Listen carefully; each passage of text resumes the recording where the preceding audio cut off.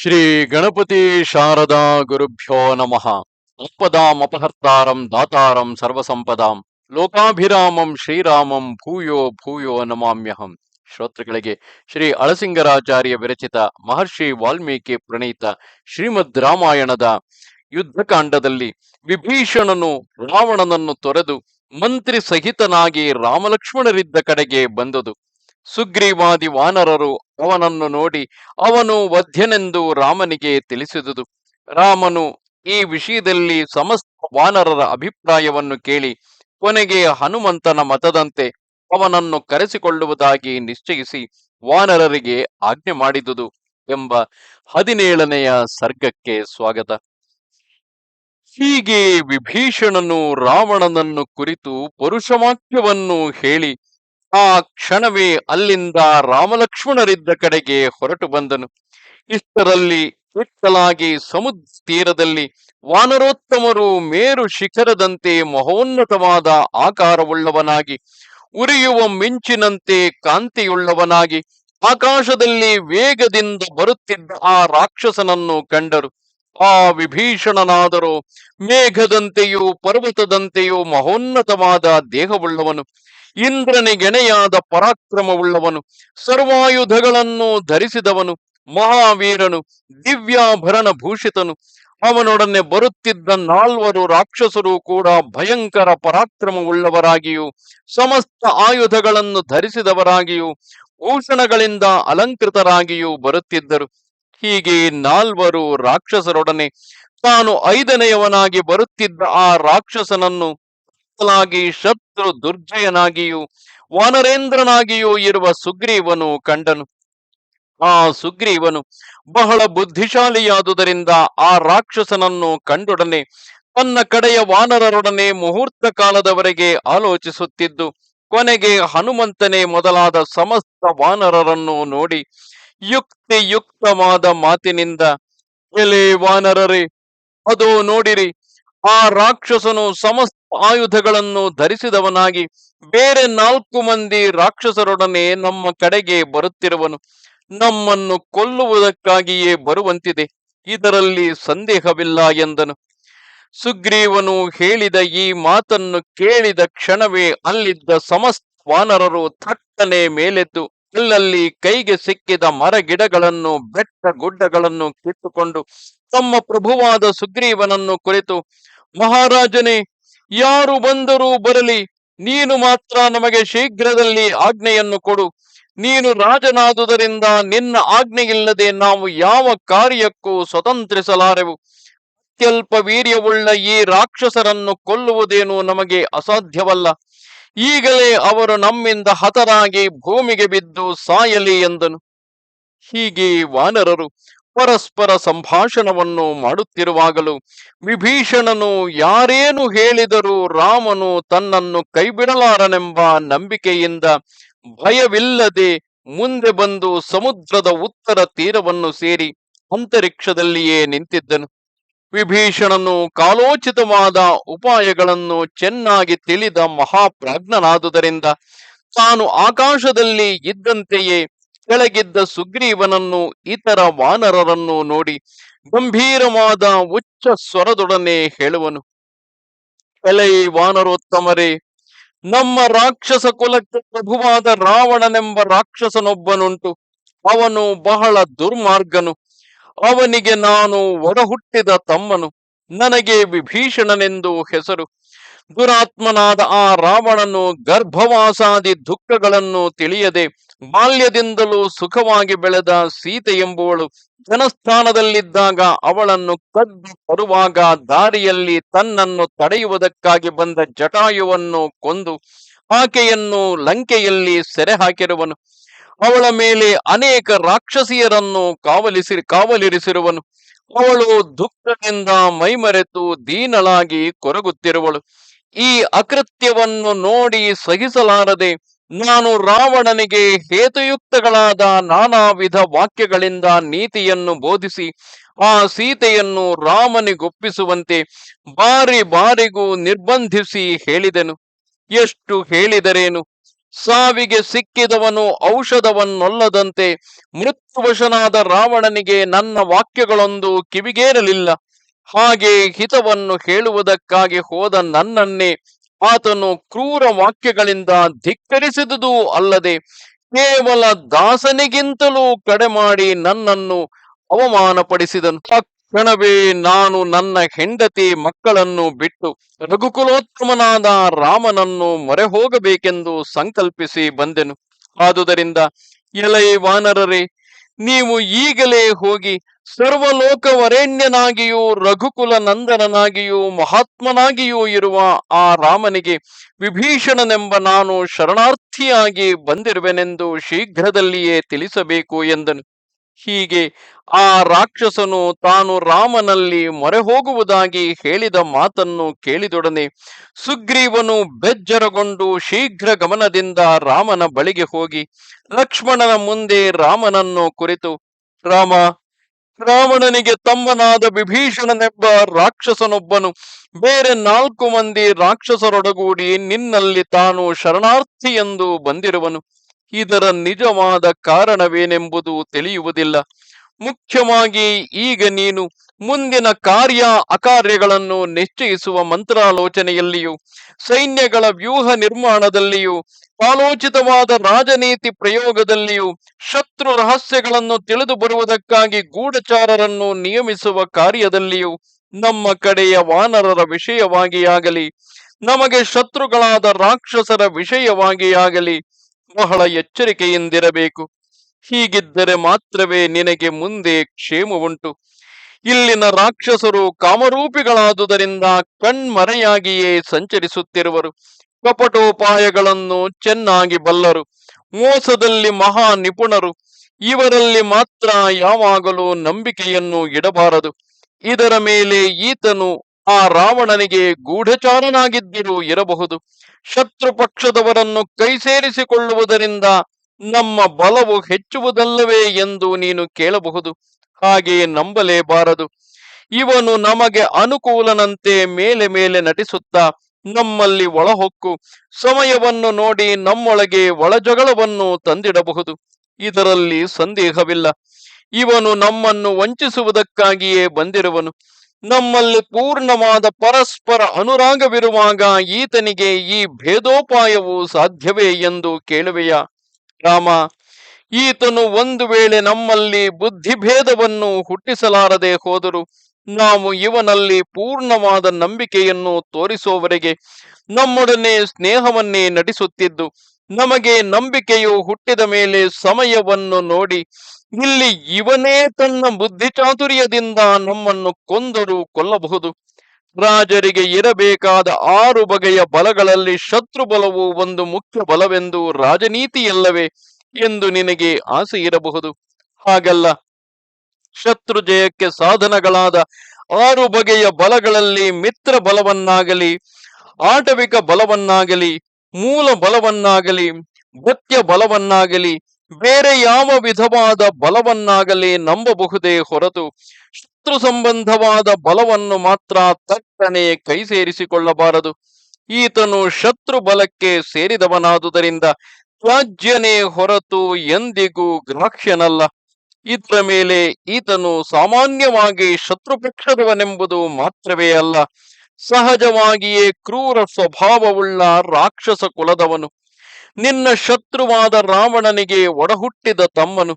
ಇವನ ಬಾಯಿಂದಲೇ ನಾವು ಈ ಮಾತನ್ನು ಕೇಳಿರುವೆವು. ಆದರೆ ನೀನು ಅಣ್ಣನನ್ನು ಬಿಟ್ಟು ಬಂದು, ಅಂದರೆ ಸುಗ್ರೀವನೂ ಕೂಡ ಅಣ್ಣನಾದ ವಾಲಿಯನ್ನು ಬಿಟ್ಟು ಬಂದು ನನ್ನಲ್ಲಿ ಸೇರಿದವನಲ್ಲವೇ ಎಂದು ನೀನು ನನ್ನನ್ನು ಕೇಳಬಹುದು. ರಾಮ, ನನ್ನ ಸಂಗತಿಯೇ ಬೇರೆ. ಮೊದಲೇ ನನ್ನಣ್ಣನು ನನ್ನನ್ನು ರಾಜ್ಯದಿಂದ ಓಡಿಸಿಬಿಟ್ಟನು. ಮೊದಲಿಂದಲೂ ನಮ್ಮಿಬ್ಬರಿಗೆ ಪರಸ್ಪರ ವೈರವೇ ಬಹಳವಾಗಿ ಬೆಳೆದು ಹೋಗಿದ್ದಿತು. ಈ ರಾಕ್ಷಸನ ಸಂಗತಿಯು ಹಾಗಲ್ಲ. ಈತನು ಈಗಲೇ ನಿನ್ನ ಶತ್ರುವಿನ ಸಮೀಪವನ್ನು ತಾನಾಗಿಯೇ ಬಿಟ್ಟು ಬಂದುದಾಗಿ ಹೇಳುತ್ತಿರುವನು. ಹೀಗಿರುವಾಗ ಅವನಲ್ಲಿ ನಾವು ಹೇಗೆ ವಿಶ್ವಾಸವನ್ನಿಡಬಹುದು? ಹೇಗಿದ್ದರೂ ಶರಣಾರ್ಥಿಯಾಗಿ ಬಂದವನನ್ನು ಪರಿತ್ಯಜಿಸಬಹುದೇ ಎಂದು ನೀನು ಕೇಳುವೆಯಾ? ಈತನು ನಿಜವಾಗಿ ನಮ್ಮಲ್ಲಿ ಶರಣಾರ್ಥಿಯಾಗಿ ಬಂದವನಲ್ಲ. ರಾವಣನಿಗೆ ಗೂಢಚಾರನಾಗಿ ನಮ್ಮನ್ನು ವಂಚಿಸುವುದಕ್ಕಾಗಿಯೇ ಬಂದಿರುವನು.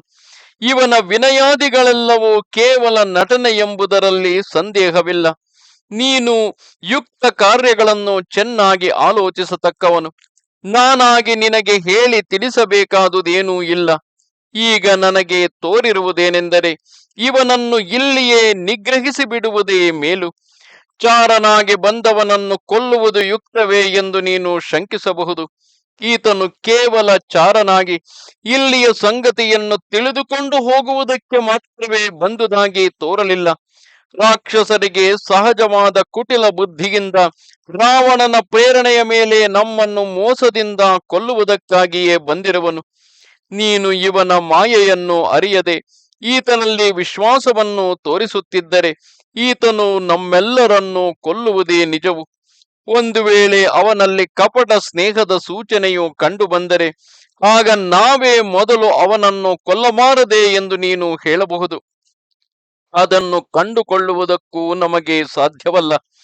ಬುದ್ಧಿಶಾಲಿಯಾದವನು ತನ್ನ ಶತ್ರು ಸೈನ್ಯವನ್ನು ಪ್ರವೇಶಿಸಿರುವಾಗಲೂ ಅವರಿಗೆ ತನ್ನಲ್ಲಿ ಸ್ವಲ್ಪವೂ ಸಂದೇಹ ಉಂಟಾಗದಂತೆ ಸ್ನೇಹ ಭಾವವನ್ನೇ ನಟಿಸುತ್ತಿದ್ದು, ಎಂದಾದರೂ ಒಮ್ಮೆ ಅವಕಾಶವನ್ನು ಪಡೆದು ಅವರೆಲ್ಲರನ್ನೂ ಕೊಂದು ಬಿಡುವನು.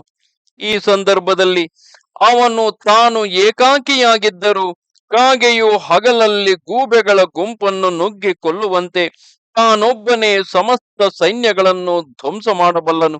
ಆದುದರಿಂದ ರಾಮ, ಈತನನ್ನು ಈಗಲೇ ಕೊಂದು ಬಿಡಬೇಕು. ಒಂದು ವೇಳೆ ಈಗ ನೀನು ಇವನನ್ನು ಕೊಲ್ಲದೆ ಬೇರೆ ವಿಧದಿಂದ ಭಂಗಪಡಿಸಿ ಓಡಿಸಿಬಿಟ್ಟರು ಮಾರೀಚನಂತೆ ಇವನು ಮುಂದೆಯಾದರೂ ನಮಗೆ ಅನರ್ಥವನ್ನೇ ತರುವನು. ಮತ್ತು ನೀನು ವಾಲಿಯನ್ನು ಕೊಂದಂತೆ ಇವನನ್ನು ಒಂದು ಬಾಣದಿಂದ ಕೊಂದರೂ ನನಗೆ ತೃಪ್ತಿಯಿಲ್ಲ. ಅತಿ ಕ್ರೂರ ದಂಡನೆಯಿಂದ ಇವನ ಮಂತ್ರಿಗಳನ್ನು ಚಿತ್ರವಧೆ ಮಾಡಿ ಕೊಲ್ಲಬೇಕು. ಇವನು ನಮಗೆ ಸಾಮಾನ್ಯನಾದ ಶತ್ರುವಲ್ಲ. ಈ ವಿಭೀಷಣನು ಪರಮಘಾತುಕನಾದ ಆ ರಾವಣನಿಗೆ ಸಾಕ್ಷಾತ್ ಸಹೋದರನಲ್ಲವೇ ಎಂದನು. ವಾನರ ಪ್ರಭುವಾದ ಸುಗ್ರೀವನು ಚೆನ್ನಾಗಿ ಮಾತು ಬಲ್ಲವನಾದುದರಿಂದ ವಾಕ್ಯಕುಶಲನಾದ ಆ ರಾಮನಿಗೂ ಮುಂದಿನ ಮಾತಿಗೆ ಅವಕಾಶವಿಲ್ಲದಂತೆ ಸಮಾಧಾನಗಳಿಂದ ತನ್ನ ಸಿದ್ಧಾಂತವನ್ನು ಸ್ಥಾಪಿಸಿ ಸುಮ್ಮನಾದನು. ಮಹಾ ಯಶಸ್ವಿಯಾದ ರಾಮನಾದರೂ ಈ ಸುಗ್ರೀವನ ವಾಕ್ಯವನ್ನು ಕೇಳಿದ ಮೇಲೆ ತನ್ನ ಸಮೀಪದಲ್ಲಿ ಹನುಮಂತನೇ ಮೊದಲಾದ ವಾನರ ಪ್ರಮುಖರನ್ನು ಕುರಿತು, ಎಲೈ ವಾನರರೇ, ನಿಮ್ಮ ಪ್ರಭುವಾದ ಸುಗ್ರೀವನು ರಾವಣನ ತಮ್ಮನಾದ ಆ ವಿಭೀಷಣನ ವಿಷಯದಲ್ಲಿ ಅತ್ಯಂತ ಯುಕ್ತಿಯುಕ್ತವಾಗಿರುವಂತೆ ಹೇಳಿದ ಮಾತುಗಳನ್ನು ನೀವೆಲ್ಲರೂ ಕೇಳಿದಿರಷ್ಟೇ. ಈ ವಿಷಯದಲ್ಲಿ ನಿಮ್ಮ ಅಭಿಪ್ರಾಯವೇನೆಂದು ತಿಳಿಯಬೇಕಾಗಿದೆ. ಆದರೆ ನೀವು ನಮ್ಮಿಬ್ಬರಿಗೂ ಪರತಂತ್ರರಾಗಿರುವುದರಿಂದ, ಅಂದರೆ ನಮ್ಮಿಬ್ಬರ ಮೇಲೂ ಆಶ್ರಯಿಸಿರುವುದರಿಂದ, ನಮ್ಮಿಬ್ಬರಲ್ಲಿ ಯಾರ ಪಕ್ಷವನ್ನು ಹಿಡಿದು ಮಾತಾಡಬೇಕೆಂದು ಸಂದೇಹಿಸಬೇಕಾದುದಿಲ್ಲ. ಒಬ್ಬನಿಗೆ ಬಹಳ ಮಂದಿ ಸುಹೃತ್ತುಗಳಿದ್ದರೆ ಅವರಲ್ಲಿ ಒಬ್ಬನು ಹೇಳಿದ ಮಾತನ್ನು ಕೇಳಿ ಮತ್ತೊಬ್ಬನು ಆ ಅಭಿಪ್ರಾಯವು ತನಗಿಷ್ಟವಿಲ್ಲದಿದ್ದರೂ ಆ ಸ್ನೇಹಿತನ ಮುಖೋಲ್ಲಾಸಕ್ಕಾಗಿ ಮಾತಾಡದೆ ಸುಮ್ಮನಿರಬಾರದು. ಇಂತಹ ಕಾರ್ಯ ಸಂಕಟಗಳು ಬಂದೊದಗಿದಾಗ ಯುಕ್ತಾಯುಕ್ತ ವಿವೇಚನೆಯುಳ್ಳವನಾಗಿಯೂ ಬುದ್ಧಿಶಾಲಿಯಾಗಿಯೂ ಮಾತಿನಲ್ಲಿ ಸಮರ್ಥನಾಗಿಯೂ ಇರುವ ಮಿತ್ರನು ನಿಜವಾಗಿ ತನ್ನ ಮಿತ್ರನಿಗೆ ಶಾಶ್ವತವಾದ ಶ್ರೇಯಸ್ಸನ್ನು ಕೋರುವನಾದರೆ ಅವನಿಗೆ ಕಾಲೋಚಿತವಾದ ಬುದ್ಧಿವಾದವನ್ನು ಹೇಳಿಯೇ ತೀರಬೇಕು ಎಂದನು. ಹೀಗೆ ರಾಮನು ನಯವಾಕ್ಯದಿಂದ ಅಲ್ಲಿನ ವಾನರರನ್ನು ಪ್ರಶ್ನೆ ಮಾಡಲು, ರಾಮ ಕಾರ್ಯದಲ್ಲಿ ಬಹಳ ಎಚ್ಚರಿಕೆಯುಳ್ಳವರಾಗಿಯೂ ಮನಃಪೂರ್ವಕವಾಗಿಯೂ ರಾಮನಿಗೆ ಹಿತವನ್ನು ಬಯಸತಕ್ಕವರಾಗಿಯೂ ಇದ್ದ ಆ ವಾನರರಲ್ಲಿ ಒಬ್ಬೊಬ್ಬರು ತಮ್ಮ ತಮ್ಮ ಅಭಿಪ್ರಾಯವನ್ನು ಹೇಳತೊಡಗಿದರು. ರಾಮ, ಈ ಮೂರು ಲೋಕಗಳಲ್ಲಿಯೂ ನಿನಗೆ ತಿಳಿಯದುದು ಯಾವುದೊಂದೂ ಇಲ್ಲ. ನೀನು ಸರ್ವಜ್ಞನಾಗಿದ್ದರೂ ಕೇವಲ ವಾನರರಿಗೂ ನೀನು ಸುಹೃತ್ತೆಂಬ ಕೀರ್ತಿಯನ್ನು ಲೋಕದಲ್ಲಿ ಪ್ರಕಟಿಸುವುದಕ್ಕಾಗಿಯೇ ನಮ್ಮನ್ನು ಹೀಗೆ ಪ್ರಶ್ನೆ ಮಾಡುತ್ತಿರುವೆ. ನೀನಾದರೂ ಶರಣಾಗತ ರಕ್ಷಣವೆಂಬ ವ್ರತವನ್ನು ದೃಢವಾಗಿ ಹಿಡಿದವನು. ಆ ವ್ರತಕ್ಕೆ ಎಂತಹ ಮಹಾವಿಘ್ನಗಳು ಬಂದರೂ ಅವುಗಳನ್ನು ನಿವಾರಿಸತಕ್ಕ ಅಸಾಧಾರಣ ಶೌರ್ಯವುಳ್ಳವನು, ಪರಮ ಧಾರ್ಮಿಕನು, ದೃಢ ಪರಾಕ್ರಮವುಳ್ಳವನು, ಕಾರ್ಯ ಅಕಾರ್ಯಗಳನ್ನು ವಿಮರ್ಶಿಸಿ ನಡೆಸತಕ್ಕವನು, ಅಸಾಧಾರಣವಾದ ಸ್ಮರಣ ಶಕ್ತಿಯುಳ್ಳವನು, ಸರ್ವಸಮರ್ಥನಾಗಿದ್ದರೂ ಮಿತ್ರರಿಗಧೀನವಾದ ಮನಸ್ಸುಳ್ಳವನು. ಹೀಗೆ ನಿನ್ನಲ್ಲಿರುವ ಆಶ್ರಿತ ಪಾರತಂತ್ರ್ಯದಿಂದ ನಮ್ಮ ಮಾತಿನಂತೆಯೇ ನಡೆಯಬೇಕೆಂದು ನಿನಗೆ ಅಭಿಪ್ರಾಯವಿದ್ದ ಪಕ್ಷದಲ್ಲಿ ಇಲ್ಲಿ ನಿನ್ನ ಮಂತ್ರಿಗಳು ಒಬ್ಬೊಬ್ಬರು ತಮ್ಮ ತಮ್ಮ ಅಭಿಪ್ರಾಯಗಳನ್ನು ಬೇರೆ ಬೇರೆಯಾಗಿ ತಿಳಿಸಲಿ. ಇವರೆಲ್ಲರೂ ಬುದ್ಧಿಶಾಲಿಗಳಾಗಿಯೂ ಮಾತಿನಲ್ಲಿ ಸಮರ್ಥರಾಗಿಯೂ ಇರುವುದರಿಂದ ಒಬ್ಬೊಬ್ಬರು ಕ್ರಮವಾಗಿ ತಮಗೆ ತೋರಿದ ಮತವನ್ನು ಸಕಾರಣವಾಗಿ ನಿರೂಪಿಸಿ ಹೇಳಲಿ ಎಂದರು. ಹೀಗೆ ವಾನರರು ಹೇಳಿದುದನ್ನು ಕೇಳಿ ಬುದ್ಧಿಶಾಲಿಯಾದ ಅಂಗದನು ಸುಗ್ರೀವನಿಂದೀಚೆಗೆ ತಾನು ಯುವರಾಜನೆನಿಸಿ ವಾನರರಿಗೆ ಪ್ರಧಾನನಾದುದರಿಂದ ವಿಭೀಷಣನ ವಿಷಯವಾದ ಗುಣದೋಷಗಳನ್ನು ವಿಮರ್ಶಿಸುವುದಕ್ಕೆ ತಾನೇ ಮೊದಲು ರಾಮನನ್ನು ಕುರಿತು, ಶತ್ರುವಿನ ಕಡೆಯಿಂದ ಬಂದಿರುವುದರಿಂದ ಅವನ ವಿಷಯವಾಗಿ ನಾವು ಶಂಕಿಸಬೇಕಾದುದೇ ಯುಕ್ತವು. ಹೇಗಿದ್ದರೂ ಆತನನ್ನು ಪರೀಕ್ಷಿಸದೆ ಇವನು ಬಂದೊಡನೆ ನಾವು ನಂಬಿಕೆಯನ್ನು ತೋರಿಸಿಬಿಡಬಾರದು. ಇಂತಹವರನ್ನು ನಂಬಿಬಿಟ್ಟರೆ ಮುಂದೆ ಅನರ್ಥವೇ ಸಂಭವಿಸುವುದು. ಏಕೆಂದರೆ ಕುಟಿಲ ಬುದ್ಧಿಯುಳ್ಳವರು ಶತ್ರುಗಳನ್ನು ಕೊಲ್ಲುವುದಕ್ಕಾಗಿಯೇ ಅವರಲ್ಲಿ ಒಳಹೊಕ್ಕು ತಮ್ಮ ಅಭಿಪ್ರಾಯವನ್ನು ಯಾವ ವಿಧದಿಂದಲೂ ಹೊರಕ್ಕೆ ಕಾಣಿಸದೆ ತಮ್ಮ ಇಂಗಿತಗಳನ್ನು ಮರೆಸಿಟ್ಟುಕೊಂಡು ಸಮಯವನ್ನು ನಿರೀಕ್ಷಿಸುತ್ತಿರುವನು. ನಮಗೆ ಸರಿಯಾದ ಅವಕಾಶವು ದೊರೆಯುವವರೆಗೆ ಬಹಳ ನಂಬಿಕೆಯನ್ನೇ ತೋರಿಸುತ್ತಿರುವರು. ನಾವು ಎಚ್ಚರ ತಪ್ಪಿದ ಸಮಯವನ್ನು ನೋಡಿ ಮೇಲೆ ಬಿದ್ದು ಕೊಲ್ಲುವರು. ಯಾವ ಮನುಷ್ಯನನ್ನಾದರೂ ಪರೀಕ್ಷಿಸದೆ ಅವನಲ್ಲಿ ನಂಬಿಕೆಯನ್ನು ತೋರಿಸುವುದರಿಂದ ಬಹಳ ದೊಡ್ಡ ಅನರ್ಥವುಂಟು. ಇದಲ್ಲದೆ ಯಾವ ಕಾರ್ಯವನ್ನು ನಡೆಸಬೇಕಾಗಿದ್ದರೂ ಅದರಿಂದ ಉಂಟಾಗಬಹುದಾದ ಗುಣದೋಷಗಳನ್ನು ಮೊದಲೇ ಪರ್ಯಾಲೋಚಿಸಿ ಆಮೇಲೆ ಅದನ್ನು ತ್ಯಜಿಸಬೇಕೇ ಪರಿಗ್ರಹಿಸಬೇಕೇ ಎಂಬುದನ್ನು ನಿಶ್ಚಯಿಸಿಕೊಳ್ಳಬೇಕೇ ಹೊರತು ಹಿಂದು ಮುಂದು ನೋಡದೆ ಪರಿಗ್ರಹಿಸಲೂ ಬಾರದು, ತ್ಯಜಿಸಲೂ ಬಾರದು.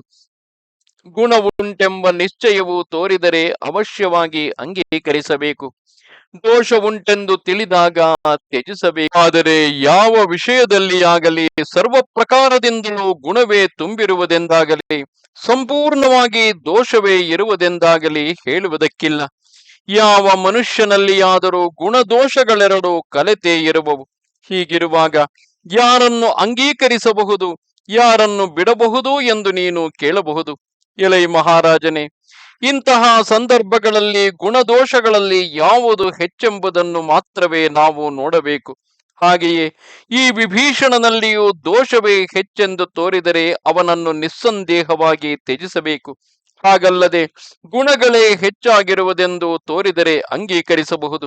ಆದುದರಿಂದ ಈತನನ್ನು ಕರೆಸಿಕೊಂಡು ಮೊದಲು ಪರೀಕ್ಷಿಸಿ ಆಮೇಲೆ ವಿಶ್ವಾಸವನ್ನು ತೋರಿಸಬಹುದು ಎಂದನು. ಆಮೇಲೆ ಶರಭನೆಂಬ ಕಪಿಯು ತನ್ನಲ್ಲಿ ತಾನು ಒಬ್ಬ ಮನುಷ್ಯನೊಡನೆ ಬಳಕೆ ಮಾಡುವುದಕ್ಕೆ ಮೊದಲೇ ಅವನ ಗುಣದೋಷಗಳು ತಿಳಿಯಲಾರವು. ಅಂಥವನನ್ನು ಪರೀಕ್ಷಿಸದೆಯೇ ಪರಿಗ್ರಹಿಸಿದ ಪಕ್ಷದಲ್ಲಿ ಮಂತ್ರ ಹಾನಿಯುಂಟಾಗುವುದು. ಹಾಗಿಲ್ಲದೆ ಪರಿತ್ಯಜಿಸಿದರೂ ಕೈಗೆ ಬಂದ ಬಲವು ತಪ್ಪಿ ಹೋಗುವುದು. ಆದುದರಿಂದ ಈ ಅಂಗದನ ಮಾತಿನಂತೆ ಅಂದರೆ ಪರೀಕ್ಷಿಸಿ ನೋಡುವುದಕ್ಕೆ ಮೊದಲು ಸ್ವೀಕರಿಸಬೇಕಲ್ಲವೇ? ಹಾಗೆ ಸ್ವೀಕರಿಸುವುದರಿಂದ ತೊಂದರೆಯೂ ಆಗಬಹುದು, ಸ್ವೀಕರಿಸದೆ ಹೋದರೆ ಆತ ಕೈತಪ್ಪಿಯೂ ಹೋಗಬಹುದು. ಆದ್ದರಿಂದ ಅಂಗದನ ಮಾತಿನಂತೆ ನಡೆಯುವುದಕ್ಕೆ ಸಾಧ್ಯವೇ ಇಲ್ಲ ಎಂದು ಚಿಂತಿಸಿ ಮುಂದೆ ತನಗೆ ಸಾಧ್ಯವೆಂದು ತೋರಿದ ರೀತಿಯನ್ನು ನಿಶ್ಚಯಿಸಿಕೊಂಡು ರಾಮನನ್ನು ಕುರಿತು, ಎಲೆ ರಾಜಸಿಂಹನೇ, ನಿಜ ಸ್ಥಿತಿಯನ್ನು ತಿಳಿಯದೆ ಇದ್ದಕ್ಕಿದ್ದ ಹಾಗೆ ಈತನನ್ನು ಪರಿಗ್ರಹಿಸುವುದಕ್ಕಿಲ್ಲ. ಹಾಗೆ ಪರಿಗ್ರಹಿಸುವುದಕ್ಕೆ ಮೊದಲೇ ಈತನು ದುಷ್ಟನೇ ಅಲ್ಲವೇ ಎಂಬುದನ್ನು ತಿಳಿಯುವುದು ಸಾಧ್ಯವಲ್ಲ. ಆದುದರಿಂದ ಆ ಕಾರ್ಯಕ್ಕಾಗಿ ನಾವು ಈಗಲೇ ಈ ವಿಭೀಷಣನ ಬಳಿಗೆ ಗೂಢಚಾರನೊಬ್ಬನನ್ನು ಕಳುಹಿಸಬೇಕು. ಆ ಚಾರನ ಮೂಲಕವಾಗಿ ನೀತಿಶಾಸ್ತ್ರೋಕ್ತ ರೀತಿಯಿಂದ ಅವನ ಗುಣದೋಷಗಳನ್ನು ಪರೀಕ್ಷಿಸಿ ಆಮೇಲೆ ನ್ಯಾಯ ರೀತಿಯಿಂದ ಪರಿಗ್ರಹಿಸಬಹುದು ಎಂದನು.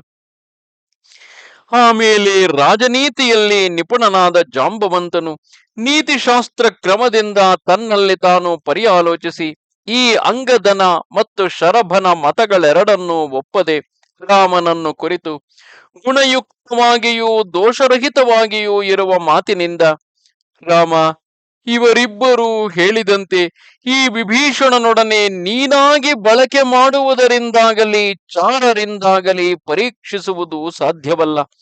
ಈತನನ್ನು ನಂಬುವುದು ಸರ್ವ ಪ್ರಕಾರದಿಂದಲೂ ಸರಿಯಲ್ಲ. ಆ ರಾವಣನು ನಮ್ಮಲ್ಲಿ ಬದ್ಧವೈರವುಳ್ಳವನು, ಮಹಾವಂಚಕನು, ಬಹಳ ಪಾಪಿಯು, ಪಾಪವೇ ಸಹಜ ಸ್ವಭಾವವುಳ್ಳ ರಾಕ್ಷಸರಿಗೂ ರಾಜನು. ಅಂತಹ ರಾವಣನ ಕಡೆಯಿಂದಲೇ ಈ ವಿಭೀಷಣನು ಇಲ್ಲಿಗೆ ಬಂದಿರುವನು. ಆ ರಾವಣನು ದುಷ್ಟನಾದ ಮಾತ್ರಕ್ಕೆ ಇವನು ಸಾಧುವಾಗಿರಬಾರದೆ ಎಂದು ನೀನು ಶಂಕಿಸಬಹುದು. ಇವನು ಈಗ ನಮ್ಮಲ್ಲಿಗೆ ಬಂದಿರುವ ಕಾಲ ದೇಶ ಸ್ಥಿತಿಯೂ ಕೂಡ ಶಂಕಾಸ್ಪದವಾಗಿರುವುದು. ಏಕೆಂದರೆ ಇನ್ನೇನು ಯುದ್ಧವು ಪ್ರಾರಂಭವಾಗುವುದರಲ್ಲಿದೆ. ಹಾಗೂ ರಾಮನ ಸೇನೆಯು ಶತ್ರು ಸೇನೆಯಾದ ಲಂಕೆಗೆ ಸಮೀಪವೇ ಸಾಗುತ್ತಿದೆ. ಹೀಗೆ ಅಕಸ್ಮಾತ್ತಾಗಿ ಈತನು ಶತ್ರುವಿನ ಕಡೆಯಿಂದ ಬಂದವನಾದುದರಿಂದ ಸರ್ವ ಪ್ರಕಾರದಿಂದಲೂ ಇವನ ವಿಷಯದಲ್ಲಿ ಶಂಕಿಸಬೇಕಾದುದೇ ಯುಕ್ತವು ಎಂದನು.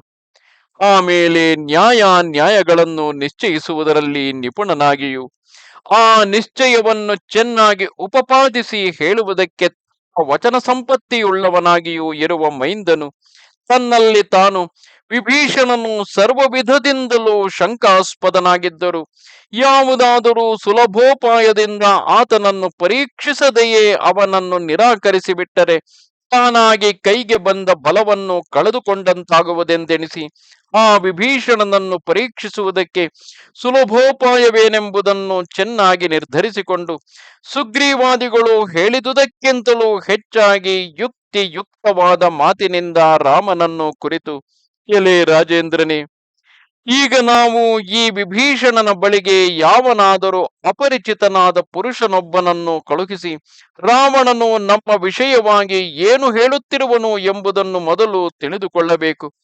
ವಿಭೀಷಣನಿಗೆ ಸ್ವಲ್ಪವಾದರೂ ಸಂದೇಹ ಉಂಟಾಗದಂತೆ ಸಂಗತಿಗಳನ್ನು ತಿಳಿದು ಬರಬೇಕು.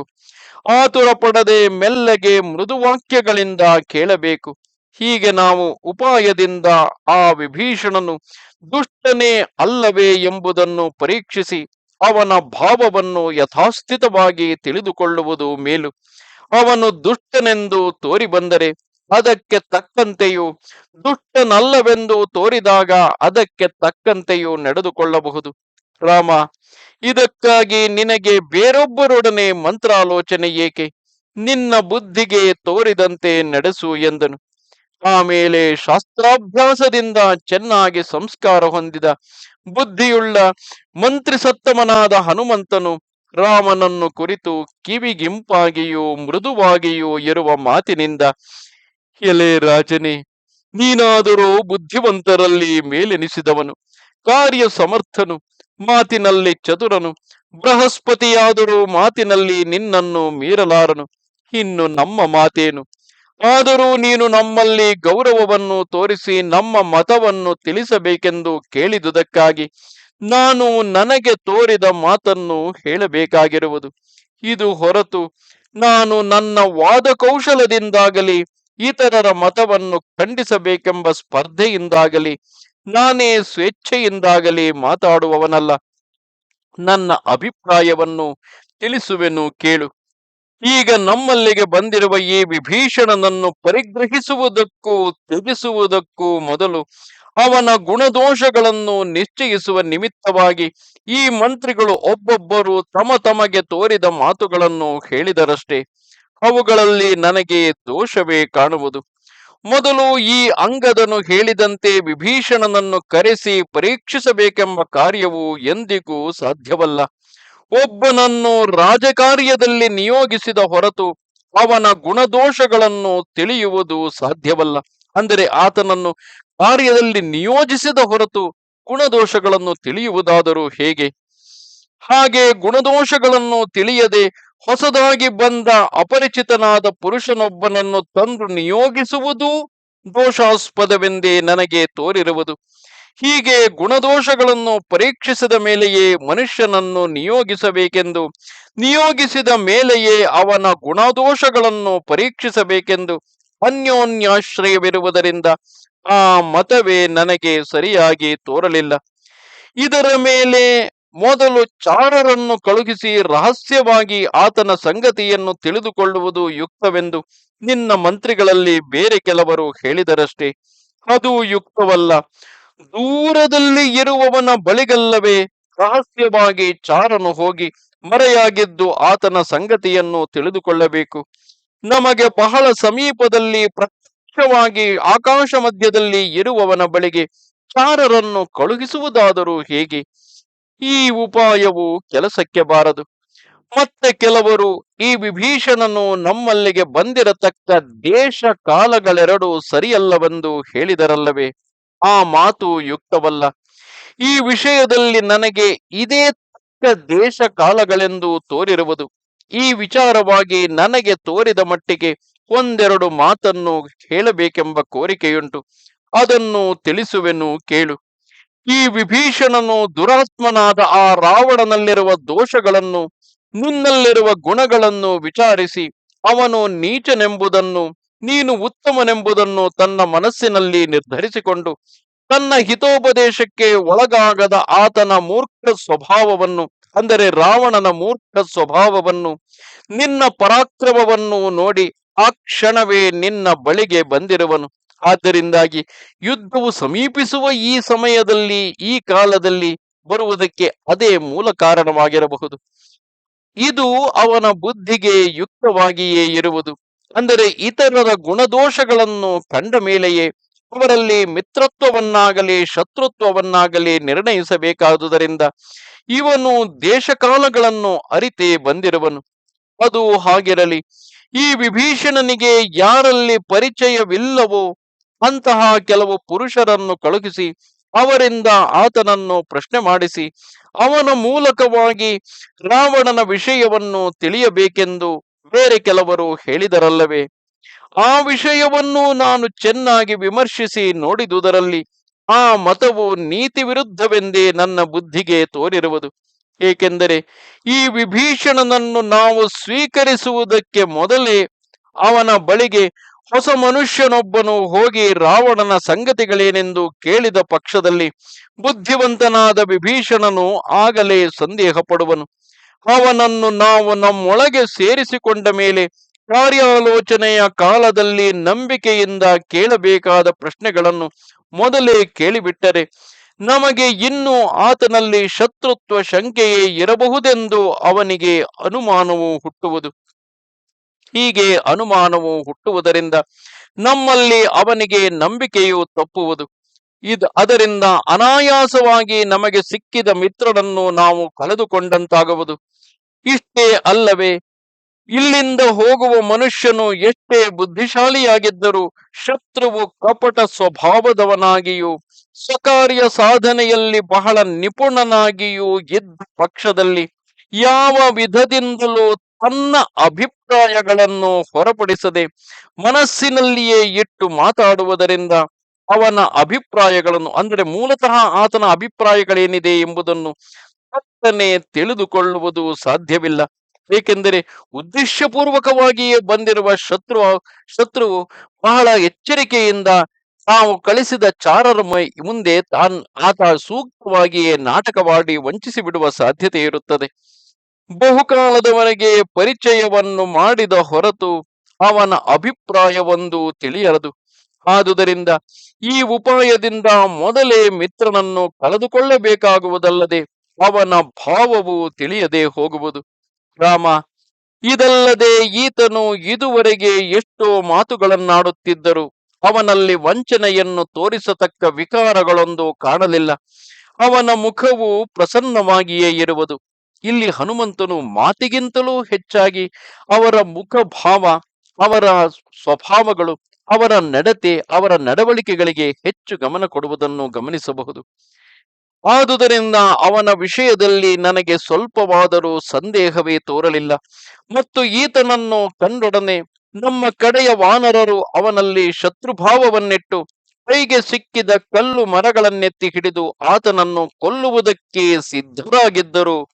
ಅವನು ಮನಸ್ಸಿನಲ್ಲಿ ಸ್ವಲ್ಪವಾದರೂ ಅಳುಕಿಲ್ಲದೆ ಮುಂದೆ ಬಂದೇ ನಿಂತಿರುವನು. ಅಂದರೆ ಆತನ ಸ್ವಭಾವದಲ್ಲಿ, ಅಂದರೆ ಆತನ ನಿಶ್ಚಯ ಅದೆಷ್ಟು ದೃಢವಾಗಿದೆ ಎಂದರೆ ಆತ ಸಂಪೂರ್ಣವಾಗಿ ರಾವಣನನ್ನು ತೊರೆದು ರಾಮನಲ್ಲಿ ಸಂಪೂರ್ಣ ನಂಬಿಕೆಯನ್ನಿಟ್ಟು ಶರಣಾಗತಿಯನ್ನು ಬಯಸಿಯೇ ಬಂದಿರುವನು. ಆದ್ದರಿಂದಲೇ ವಾನರರಾಗಲಿ ಇತರ ಯಾರೇ ಆಗಲಿ ಏನೇ ಹೇಳಿದರು ಶ್ರೀರಾಮನು ತನ್ನನ್ನು ಸ್ವೀಕರಿಸುವನು ಎಂಬ ದೃಢ ನಂಬಿಕೆ ವಿಭೀಷಣನಲ್ಲಿದೆ. ಮನಸ್ಸಿನಲ್ಲಿ ಆತನಿಗೆ ನಿಜವಾಗಿಯೂ ದುರಭಿಪ್ರಾಯವಿದ್ದ ಪಕ್ಷದಲ್ಲಿ ಹೀಗೆ ನಿರ್ಭಯವಾಗಿ ಬಂದು ನಿಲ್ಲುತ್ತಿದ್ದನೆ. ಈತನ ಮಾತುಗಳು ನಿರ್ದೋಷಗಳಾಗಿರುವವು. ಆದುದರಿಂದ ಈತನ ವಿಷಯದಲ್ಲಿ ಸ್ವಲ್ಪವೂ ಸಂದೇಹಕ್ಕೆ ಅವಕಾಶವಿಲ್ಲ. ಮನುಷ್ಯನು ಎಷ್ಟೇ ವಿಧದಿಂದ ತನ್ನ ಮುಖ ವಿಕಾರಗಳನ್ನು ಮರೆಸಿಟ್ಟುಕೊಂಡರೂ ಅವು ಮರೆಯಾಗಿ ನಿಲ್ಲುವವಲ್ಲ. ಆ ಮುಖ ವಿಕಾರಗಳೇ ಅವನ ಮನೋಭಾವವನ್ನು ಬಲಾತ್ಕಾರದಿಂದ ಹೊರಕ್ಕೆ ತಂದು ತೋರಿಸುವವು. ರಾಮ, ನೀನು ಕಾರ್ಯಜ್ಞರಲ್ಲಿ ಮೇಲೆನಿಸಿಕೊಂಡವನಾದುದರಿಂದ ಲೋಕದಲ್ಲಿ ನಿನಗೆ ತಿಳಿಯದ ಕಾರ್ಯಗಳಿಲ್ಲ. ತಕ್ಕ ಕಾಲವನ್ನು, ತಕ್ಕ ದೇಶವನ್ನು, ತಕ್ಕ ಪುರುಷರನ್ನು ನೋಡಿ ನಮ್ಮ ಕೃತ್ಯಗಳನ್ನು ಪ್ರಯೋಗಿಸಿದ ಪಕ್ಷದಲ್ಲಿ ಅದಕ್ಕೆ ತಕ್ಕ ಫಲವು ಶೀಘ್ರದಲ್ಲಿಯೇ ಕೈಗೂಡುವುದರಲ್ಲಿ ಯಾವ ಅಡ್ಡಿಯೂ ಇಲ್ಲ. ಆದರೆ ಈ ವಿಭೀಷಣನು ನಮ್ಮಲ್ಲಿ ಸ್ನೇಹವನ್ನು ಬೆಳೆಸುವುದಕ್ಕಾಗಿ ತನ್ನ ಸರ್ವೈಶ್ವರ್ಯವನ್ನು ಬಿಟ್ಟು ಬರಬೇಕಾದ ಕಾರಣವೇನು? ರಾಜ್ಯ ಭ್ರಷ್ಟರಾಗಿ ಇಷ್ಟು ದೀನ ದಶೆಯಲ್ಲಿರುವ ನಮ್ಮಿಂದ ಅವನಿಗೆ ಆಗಬೇಕಾದುದೇನು? ಇವನು ಬೇರೆ ಯಾವುದೋ ಒಂದು ದುರಭಿಪ್ರಾಯದಿಂದಲೇ ಬಂದಿರಬೇಕು ಎಂದು ನೀನು ಶಂಕಿಸಬಹುದು. ಇವನು ಈಗ ನಮ್ಮಲ್ಲಿಗೆ ಬರುವುದಕ್ಕೂ ಕಾರಣವುಂಟು. ಈತನು ಈಗ ನೀನು ರಾವಣ ವಧಕ್ಕಾಗಿ ಮಾಡುತ್ತಿರುವ ಪ್ರಯತ್ನವನ್ನು, ರಾವಣನ ಕಪಟ ವ್ಯಾಪಾರವನ್ನು ತಿಳಿದು ಹೇಗೆ ನೀನು ಸುಗ್ರೀವನನ್ನು ಕ್ಷಮಿಸಿ ನೀನು ವಾಲಿಯನ್ನು ಕೊಂದು ಸುಗ್ರೀವನಿಗೆ ಪಟ್ಟಾಭಿಷೇಕವನ್ನು ಮಾಡಿದ ವೃತ್ತಾಂತವನ್ನು ಕೇಳಿದವನಾಗಿ, ಹಾಗೆಯೇ ತನಗೂ ನೀನು ರಾವಣನ ರಾಜ್ಯದಲ್ಲಿ ಪಟ್ಟವನ್ನು ಕೆಟ್ಟಬೇಕಬಹುದೆಂಬ ಆಶೋತ್ತರದಿಂದಲೇ ತನ್ನ ಅಣ್ಣನನ್ನು ದ್ವೇಷಿಸಿಕೊಂಡು ಬಂದಿರಬಹುದು. ರಾಜ್ಯ ಲಾಭವೆಂಬ ತನ್ನ ಪ್ರಯೋಜನವನ್ನು ಕೋರಿ ಸ್ವಬುದ್ಧಿಪೂರ್ವಕವಾಗಿಯೇ ಈತನು ಬಂದಿರಬೇಕು. ಈತನು ನಮ್ಮಲ್ಲಿ ನಿಜವಾದ ಸ್ನೇಹಭಾವದಿಂದ ಬಾರದಿದ್ದರು ಸ್ವಪ್ರಯೋಜನಕ್ಕಾಗಿ ಬಂದನೆಂಬುದಕ್ಕಾದರೂ ಇವನನ್ನು ಪರಿಗ್ರಹಿಸುವುದರಿಂದ ದೋಷವಿಲ್ಲ. ಎಲೆ ಮಹಾರಾಜನೇ, ಈ ವಾನರರೆಲ್ಲರೂ ಈತನು ರಾಕ್ಷಸ ಜಾತಿಯವನೆಂಬ ಒಂದೇ ಶಂಕೆಯನ್ನಿಟ್ಟು ಈತನಲ್ಲಿ ತಮಗೆ ತೋರಿದಂತೆ ಅನೇಕ ದೋಷಗಳನ್ನು ಊಹಿಸಿ ಹೇಳಿರುವರಷ್ಟೇ. ನಾನು ಆತನ ರುಜುಸ್ವಭಾವವನ್ನು ಕುರಿತು ನನ್ನ ಶಕ್ತಿಯನುಸಾರವಾಗಿಯೇ ನನಗೆ ತೋರಿದುದನ್ನು ಹೇಳಿದೆನು. ಇದರ ಮೇಲೆ ನೀನು ಬುದ್ಧಿವಂತರಲ್ಲಿ ಮೇಲೆನಿಸಿಕೊಂಡಿರುವುದರಿಂದ ಮುಂದೆ ಹೇಗೆ ನಡೆದುಕೊಳ್ಳಬೇಕು ಎಂಬುದಕ್ಕೆ ನೀನೇ ಪ್ರಮಾಣವು ಎಂದನು. ಇಲ್ಲಿ ಗಮನಿಸಿದರೆ ಯಾವ ಕ್ಷಣದಲ್ಲಿಯೂ ಕೂಡ ಹನುಮಂತನು ತಾನು ರಾವಣನ ಆಸ್ಥಾನದಲ್ಲಿದ್ದಾಗ ವಿಭೀಷಣನು ಯಾವ ರೀತಿಯಲ್ಲಿ ಮಾತನಾಡಿದನು, ದೂತವಧೆ ಯೋಗ್ಯವಲ್ಲ ಎಂದು ಹೇಳಿ ಹನುಮಂತನ ಪ್ರಾಣವನ್ನು ರಕ್ಷಿಸಿದುದಾಗಲಿ ಅಥವಾ ಆ ನಂತರದಲ್ಲಿ ಆತ ಆಡಿದ ಮಾತುಗಳನ್ನಾಗಲಿ ಇಲ್ಲಿ ಪ್ರಸ್ತಾಪಿಸುವುದಿಲ್ಲ. ಹಾಗೆ ಹೇಳುವುದರಿಂದ ಹನುಮಂತನು ಯಾವುದೋ ಒಂದು ತನ್ನದೇ ಆದ ಉದ್ದೇಶವನ್ನಿಟ್ಟುಕೊಂಡು, ಅಂದರೆ ಒಂದು ರೀತಿಯಲ್ಲಿ ಹನುಮಂತನು ವಿಭೀಷಣನ ವಿಚಾರದಲ್ಲಿ ಪೂರ್ವಾಗ್ರಹಕ್ಕೆ ಒಳಗಾಗಿದ್ದಾನೆ ಎಂಬ ಭಾವವು ಎಂದಿಗೂ ಬರಬಾರದು. ಆ ಕಾರಣದಿಂದಾಗಿ ನೇರವಾಗಿ ಇತರರು ಹೇಳಿದ ವಿಚಾರಗಳನ್ನೇ ಎತ್ತಿಕೊಂಡು ಅದರಲ್ಲಿರುವ ದೋಷಗಳನ್ನು ತಿಳಿಸಿ ಹಾಗೂ ಪ್ರಸ್ತುತದಲ್ಲಿ ಯಾವುದು ಸರಿಯಾಗಿ ಅನ್ವಯಿಸಲ್ಪಡುತ್ತದೆಯೋ ಆ ವಿಚಾರಗಳನ್ನೇ ಹೇಳುತ್ತಾ ವಿಭೀಷಣನ ಕುರಿತಾಗಿ ತನ್ನ ಅಭಿಪ್ರಾಯವನ್ನಿಲ್ಲಿ ಮಂಡಿಸುತ್ತಿರುವನೇ ಹೊರತು ಇದೇ ಸರಿಯಾದುದೆಂಬ ಅಭಿಪ್ರಾಯವನ್ನು ಹೇರುವ ಕಾರ್ಯವನ್ನು ಹನುಮಂತನು ಮಾಡುತ್ತಿಲ್ಲ. ಇಲ್ಲಿಗೆ 17ನೆಯ ಸರ್ಗವು ಮುಗಿದುದು. ನಮಸ್ತೆ ಶಾರದೆ ದೇವಿ ಕಾಶ್ಮೀರ ಪುರವಾಸಿನಿ ತ್ವಾಮಹಂ ಪ್ರಾರ್ಥಯೇ ನಿತ್ಯಂ ವಿದ್ಯಾದಾನಂಚ ದೇಹಿಮೆ. ನಮಸ್ಕಾರ.